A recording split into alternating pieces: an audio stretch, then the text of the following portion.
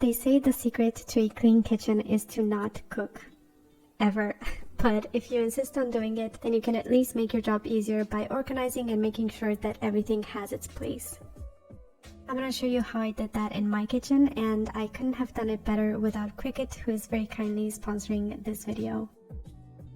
Okay, so my kitchen is deceptively small, and most of the storage is in these cupboards that are all open, which means everything's going to be on display all the time. So my main focus was to avoid visual clutter as much as possible.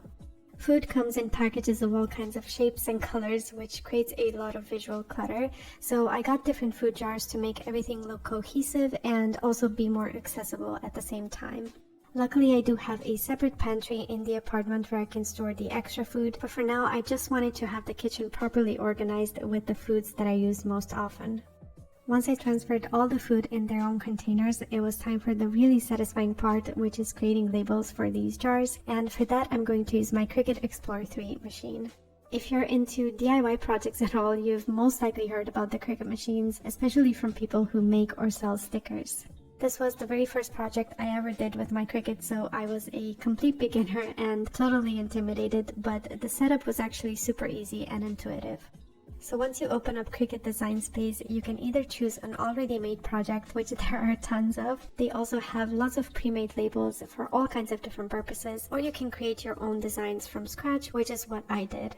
So I just wrote out all the labels that I had to create and played around with the fonts and sizes, and before cutting the final project I did create some mock-ups just to see which sizing and font I liked best.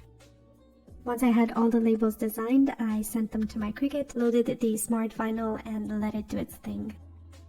So as you can tell, the Cricut is a smart cutting machine, and it actually cuts over 100 materials, including cardstock, vinyl, iron-on, and even materials like glitter paper, foil, or bonded fabric. So the possibilities for DIY projects are literally endless. Once the labels are cut, you can go ahead and remove the excess vinyl, including the negative spaces of the letters. All the tools that I'm using here are from Cricut as well, so they do have you covered on all the accessories you need to create a project from start to finish. Finally, you just place the transfer tape on top and make sure it's really stuck on there. Cut out all the individual labels, and once you peel them off, they're ready to be transferred to the containers. I used permanent vinyl for this project just to make sure that the labels weren't going to peel off when I washed the jars, and I also did them in white instead of black because I wanted them to be more subtle, but once they're inside the cupboards they'll pop even more.